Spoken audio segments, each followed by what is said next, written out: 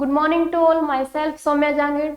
एक टॉपिक है vital sign, उसके बारे में हम जानेंगे। वाइटल साइन का दूसरा नाम है कार्डिनल साइन भी। ठीक है, इसके बारे में हम बात करते हैं कि वाइटल साइन होता क्या है, इसमें क्या क्या इंक्लूड होता है, किस किस साइड से हम टेम्परेचर ले सकते हैं, टेम्परेचर या फिर वाइटल साइन ले सकते हैं। वाइटल साइन में क्या क्या इंक्लूड होता है, जैसे कि वाइटल साइन होता क्या है कि वाइटल साइन वाइटल ऑर्गन से रिलेटेड होते हैं। जो वाइटल ऑर्गन है अपनी बॉडी के, जैसे कि हो गया ब्रेन हो गया, हार्ट हो गया, किडनी हो गई, लीवर हो गए, और भी हैं, इनसे रिलेटेड जो भी ऑर्गन है।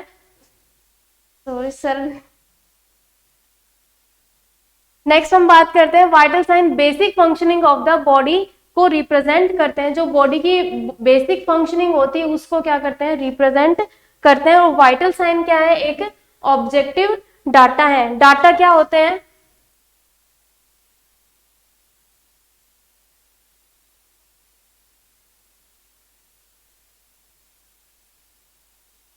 डाटा क्या होते हैं, डाटा मतलब होता है patients information, patients information.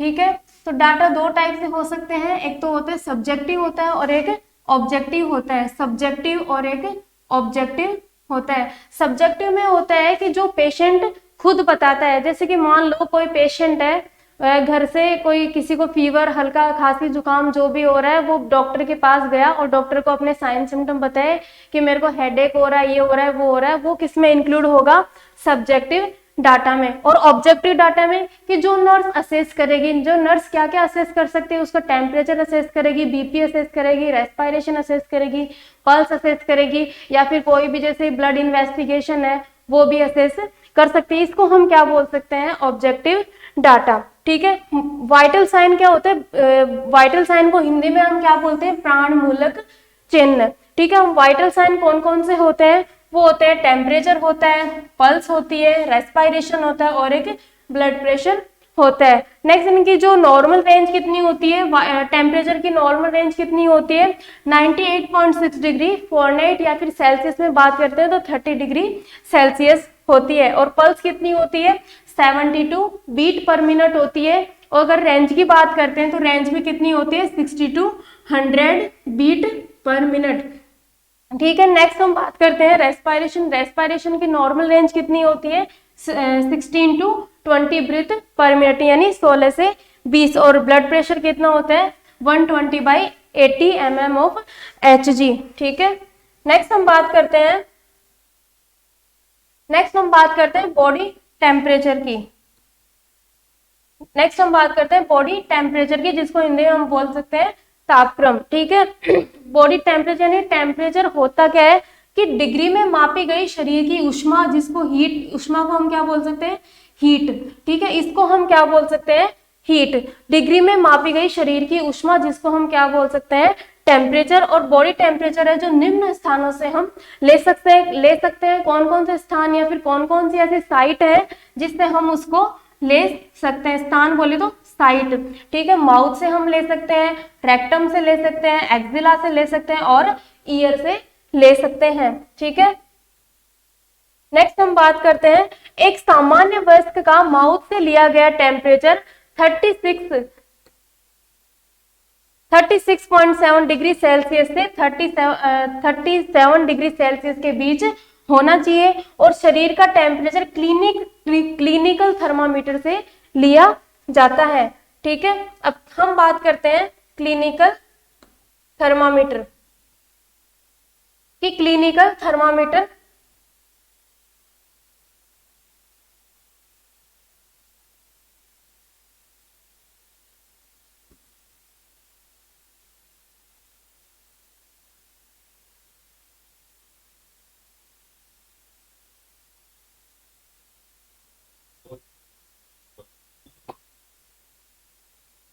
Next हम बात करते हैं क्लिनिकल थर्मामीटर। क्लिनिकल थर्मामीटर यानी कि तापक्रम मापने के लिए सामान्यतः मरकरी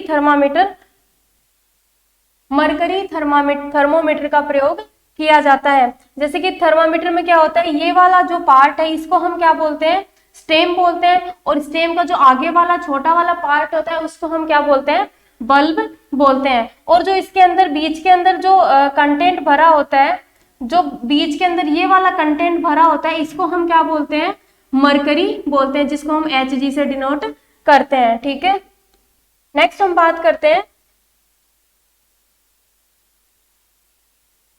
नेक्स्ट हम बात करते हैं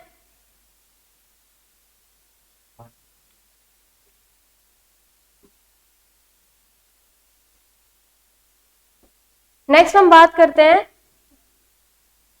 कि Hg थर्मोमीटर के पाठ्यांक को पढ़ते समय इसे आई लेवल पर रखें और Hg लाइन को दिखाई देने वाली जो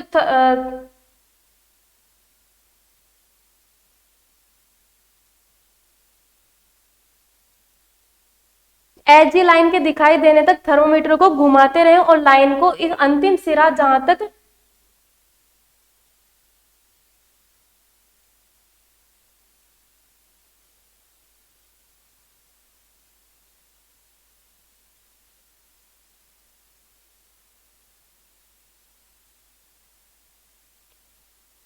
घुमाते रहे, लाइन का अंतिम सिरा जहां तक पारा पहुंचा हो वो ही क्या होता है, टेम्परेचर होता है। इस लाइन का क्या मतलब है कि टेम्परेचर को जो पाठ्यांक है, जो रीडिंग है, जैसे कि मान लो ये क्या है, अपना थर्मोमीटर है, इसमें रीडिंग कहाँ से आई है, इसको हम कैसे, ना तो ऐसे देखेंगे ना हम इसको ऐसे देखेंगे, हमें इसका हमारा जो आई का लेवल है इसके एकदम सामने रखना है और इसको यूं यूं रोटेट करते रहेंगे जिससे कि जो मरकरी है वो एग्जैक्ट हमें दिखाई दे सके।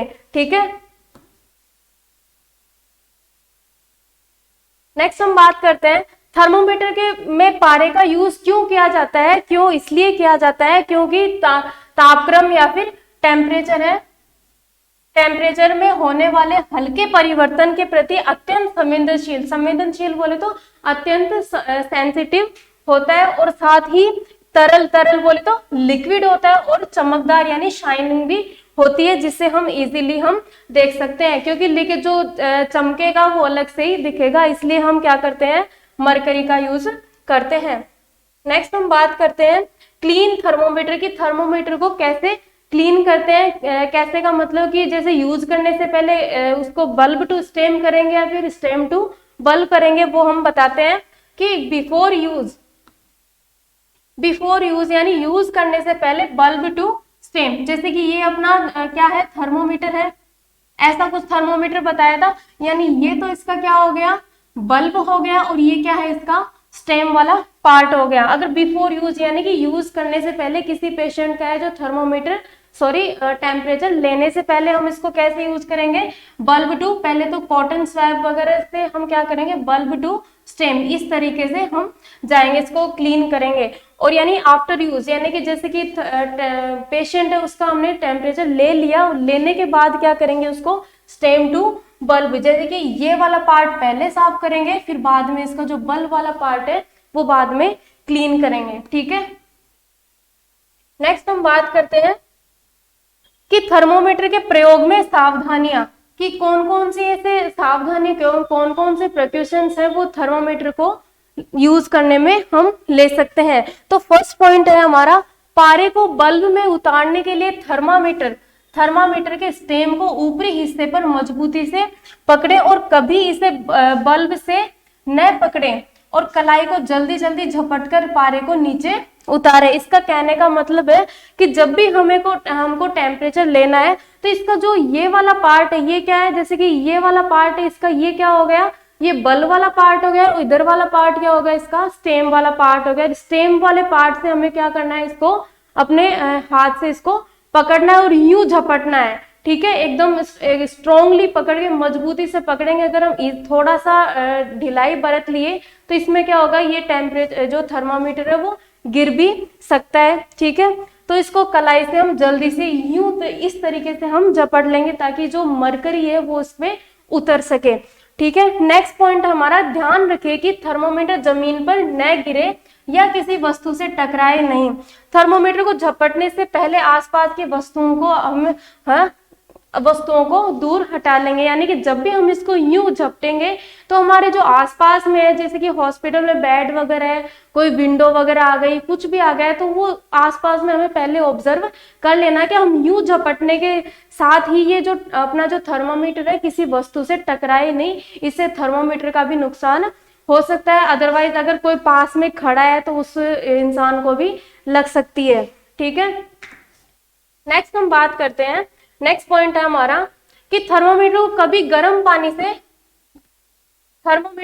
भी गर्म पानी हॉट वाटर से कभी भी नहीं धोया जाता, क्योंकि गर्मी पाकर पारा स्टेम से सीमा से अधिक फैल सकता है और जिसके कारण थर्मामीटर को टूटने का भय भी रह सकता है। कि जब भी हम इसको वॉश करते हैं, क्लीन करते हैं थर्मामीटर को, तो कभी भी गर्म पानी में गर्म पानी का यूज नहीं करना है, क्योंकि जो Hg है, जो मरकरी है, वो गर्म के मतलब कि हीट या फिर गर्म चीजों के लिए क्या होता है, अत्यंत संवेदनशील होता है, जिससे जो थर्मामीटर है वो अपना टूट भी सकता है। नेक्स्ट पॉइंट है, थर्मामीटर को कभी भी रोगाणुनाशक घोल या फिर जो डिसइंफेक्टेंट सॉल्यूशन है, क्या है, डिसइंफेक्टेंट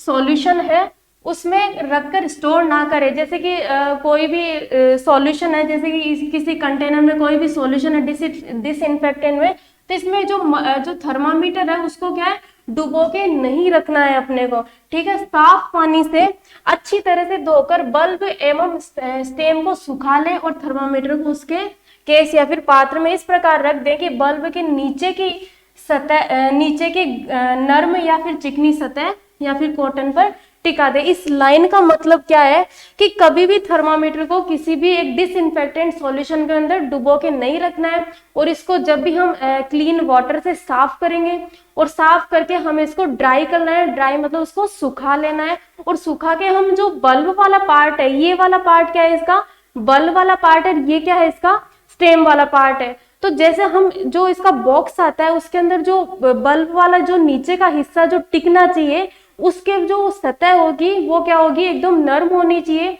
ठीक है, कोई कठोर जगह नहीं होनी चाहिए। ठीक है, नेक्स्ट हम बात करते हैं, नेक्स्ट फिफ्थ पॉइंट है कि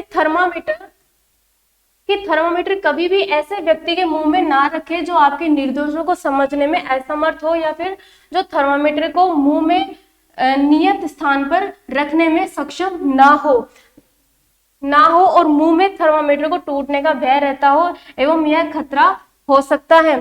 कहने का मतलब, इस लाइन का क्या मतलब है कि कभी जैसे कोई पेशेंट है वो अनकॉन्शियस है, या फिर उसके माउथ में कोई किसी प्रकार का इन्फेक्शन है, इन्फ्लामेशन हो रहा है, तो उस कंडीशन में हम उस पेशेंट को माउथ में थर्मामीटर नहीं यूज करेंगे। उससे क्या हो सकता है, जो थर्मामीटर है वो टूट भी सकता है, पेशेंट को भी नुकसान पहुंच सकता है। ठीक है,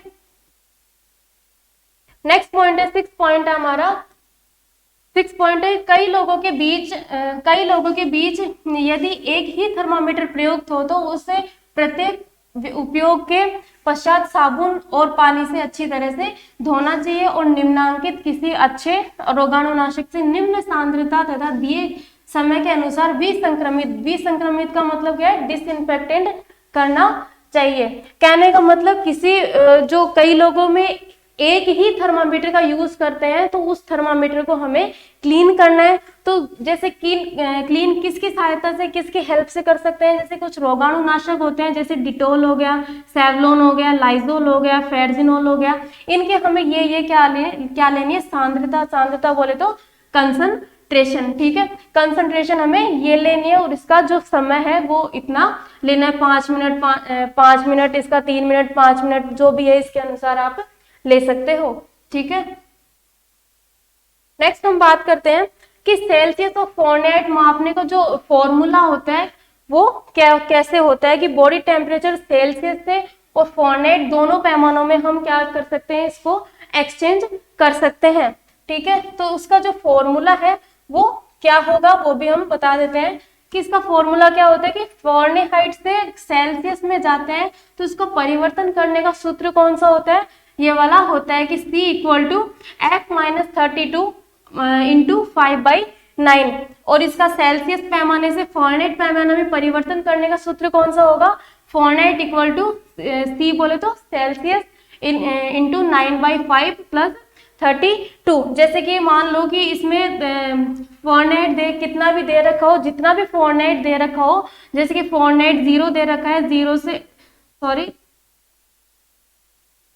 जैसे कि फॉर्नेट है 0 दे रखा है तो 0 माइनस 32 इंटू 5/9 हम कर देंगे। अगर सेल्सियस में 0 दे रखा है तो 0 इंटू 9/5 प्लस 32 हम कर देंगे। ठीक है, नेक्स्ट हम बात करते हैं टेम्परेचर टेकिंग टेम्परेचर की जो टेम्परेचर है वो हम कहाँ से असेस कर सकते हैं। सामान्यतः जो टेम्परेचर है वो माउथ से ले सकते हैं, बगल यानी फिर एक्जिला से ले सकते हैं, या फिर जो मलाशय रेक्टम है वहां से लिया जाता है। इन तीनों स्थान से तापक्रम लेने की विधियां वर्णित की गई है। इनसे हम इनकी जो विधियां हैं वो है क्या है, अलग अलग है।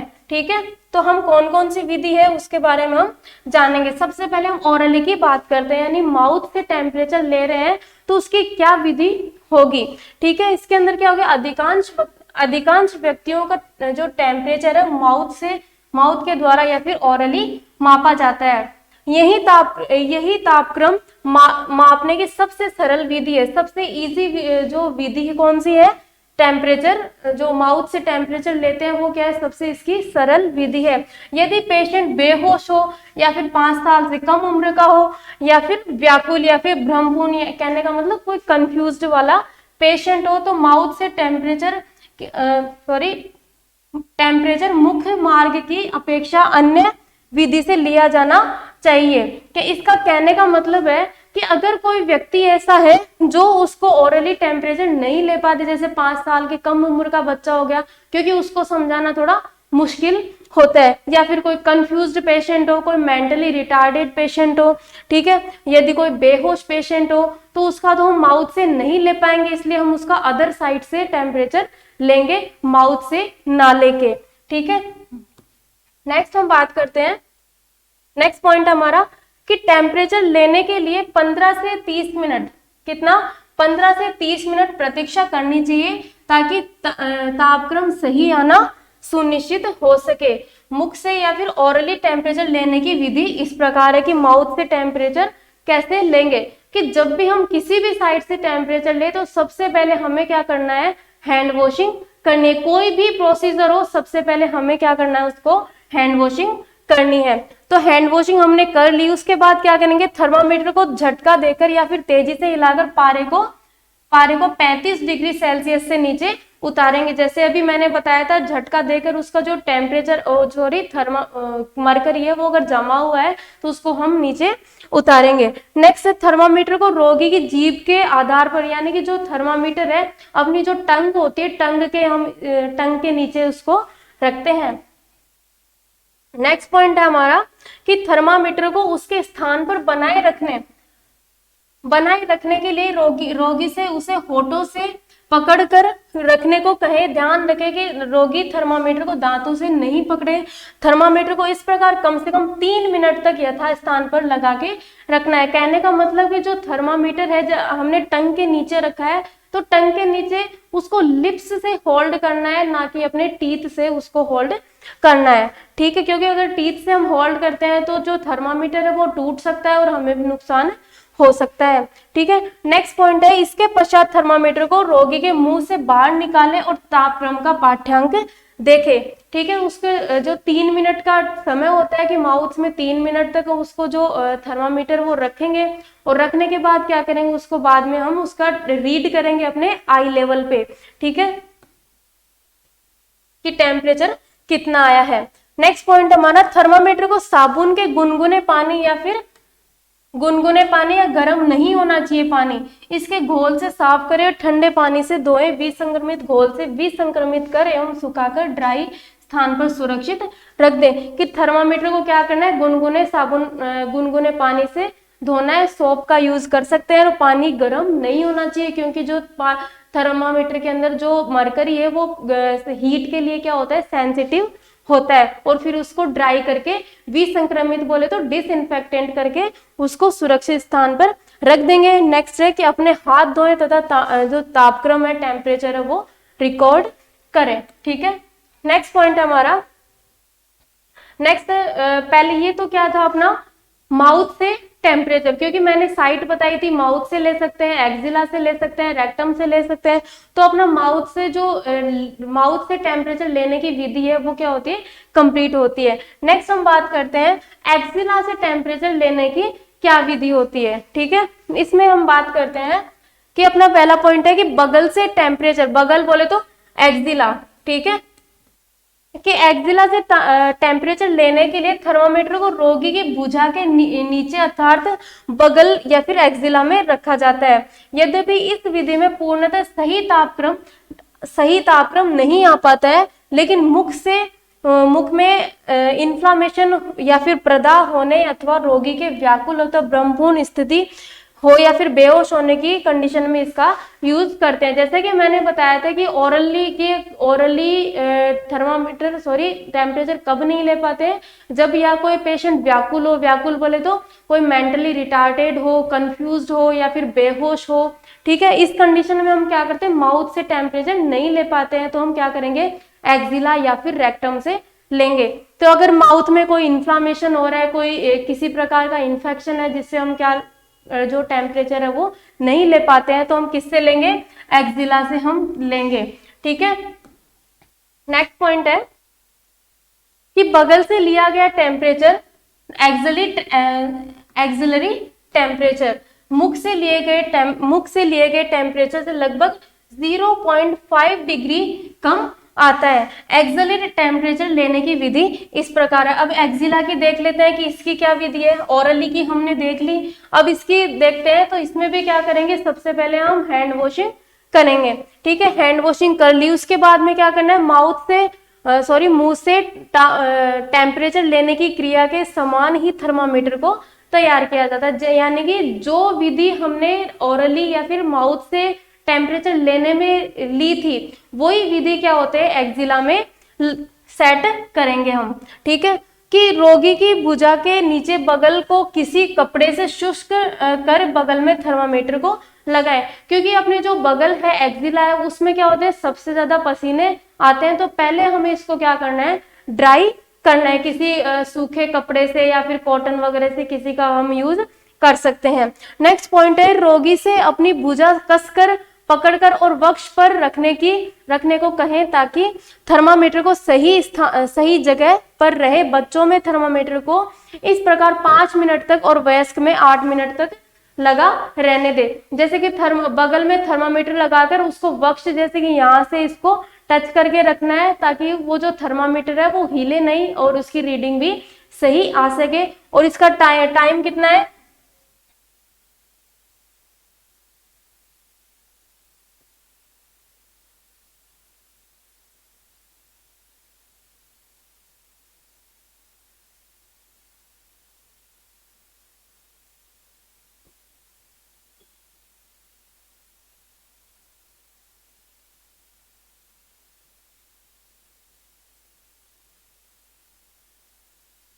हाँ, जो इसका टाइम कितना है कि बच्चों में तो 5 मिनट तक हम इसको रखेंगे और जो वयस्क है, एडल्ट है, उसमें कितना मिनट तक रखेंगे, उसमें 8 मिनट तक हम रखेंगे।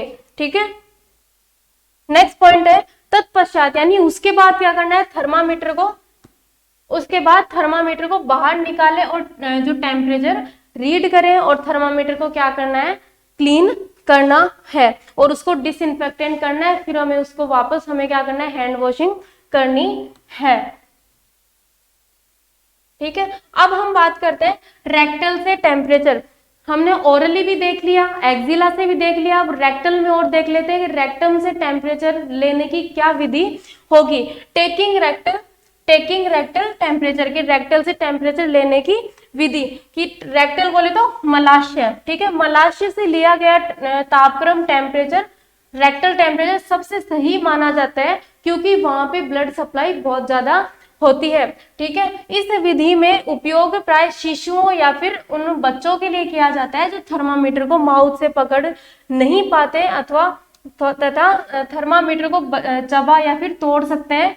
यानी कहने का मतलब कि जो कुछ बच्चे होते हैं जो माउथ से जो थर्मामीटर को होल्ड नहीं कर पाते हैं या फिर उसको तोड़ फोड़ सकते हैं, तो हम उसमें क्या करेंगे, जो रेक्टम है उसका यूज करेंगे। ठीक है, नेक्स्ट हम बात करते हैं, इसका नेक्स्ट पॉइंट है, देखो इसमें भी हम क्या करेंगे, सबसे पहले हैंड वॉशिंग करेंगे। हैंड वॉशिंग कर ली, उसके बाद क्या करेंगे कि रोगी को घुटने मोड़कर करवट से लेटने को कहेंगे। छोटे बच्चों को करवट से अथवा उल्टा या फिर अपनी गोदी में लिटाना चाहिए, कि जो घुटने हैं उसको मोड़कर करवट दिला देंगे। उसके बाद क्या करना है, थर्मामीटर पर टेम्परेचर देखें और पाठ्यांक उसका 35 डिग्री सेल्सियस से अधिक हो तो थर्मामीटर को हिलाकर झपटकर पारे को नीचे उतारेंगे। ठीक है, नेक्स्ट है कि थोड़ी सी चिकनाई, क्योंकि थोड़ी सी चिकनाई या जैसे कि वैसलीन, पतले कागज, टिश्यू पेपर पर ले थर्मामीटर के बल्ब की तरफ से लगभग प्रारंभिक 2.5 सेंटीमीटर भाग पर चिकनाई लगा। जैसे कि जो थर्मामीटर का ये क्या है, बल्ब वाला पार्ट है, इसका जो 2.5 सेंटीमीटर तक का जो जगह है उस पर हमें क्या करना है, थोड़ी वैसलीन या फिर कोई भी चिकनाई हमें लगा देंगे, ताकि जो टेम्परेचर है वो हम इजीली ले सकें। ठीक है, जिससे कि जो थर्मामीटर है वो रेक्टम में इजीली प्रविष्ट यानी कि एंटर करवाया जा सके। नेक्स्ट पॉइंट है कि रोगी में गहरी सांस लेने को कहें। रोगी की उम्र एवं शरीर के अनुसार 1.5 सेंटीमीटर से 4 सेंटीमीटर तक मल द्वार में थर्मामीटर को प्रविष्ट कराएं, लेकिन प्रविष्ट के समय कोई बल प्रयोग ना करें। कहने का मतलब पेशेंट को लंबी सांस लेने के लिए बोलेंगे और फिर क्या करेंगे, उसका जो पार्ट है 1.5 सेंटीमीटर तक हम उसमें एंटर करवाएंगे, और जब भी हम एंटर करवा रहे हैं रेक्टम में तो थर्मामीटर पे कोई भी किसी प्रकार का फोर्स नहीं लगाएंगे, प्रेशर नहीं लगाएंगे। ठीक है, नेक्स्ट 2 मिनट तक थर्मामीटर को यथास्थान पर पकड़े रहे, 2 मिनट तक उसको रेक्टम में ही रहने दें। ठीक है, नेक्स्ट पॉइंट है 2 मिनट तक थर्मामीटर को यथास्थान पर रखते हुए पकड़ रहे। फिर क्या है, तत्पश्चात थर्मामीटर को बाहर निकाले और टिश्यू पेपर से पोंछ ले और प्रयुक्त पेपर को फेंक दे और थर्मामीटर को टेम्परेचर देख लें। नेक्स्ट है थर्मामीटर को अच्छी तरह से साफ कर धोएं। विसंक्रमित यानी उसको, वही बात है, उसको डिसइंफेक्टेंट करेंगे, उसको ड्राई करेंगे। ठीक है, फिर उसको सुरक्षित स्थान पर रख देंगे। फिर क्या करेंगे, उसको अपने खुद के हैंड वॉश कर लेंगे और जो टेम्परेचर है वो रीड कर लेंगे। ठीक है, ये होता है आपका टेम्परेचर कंप्लीट। नेक्स्ट हम बात करते हैं पल्स की, वो होगी नेक्स्ट क्लास में। Thank you.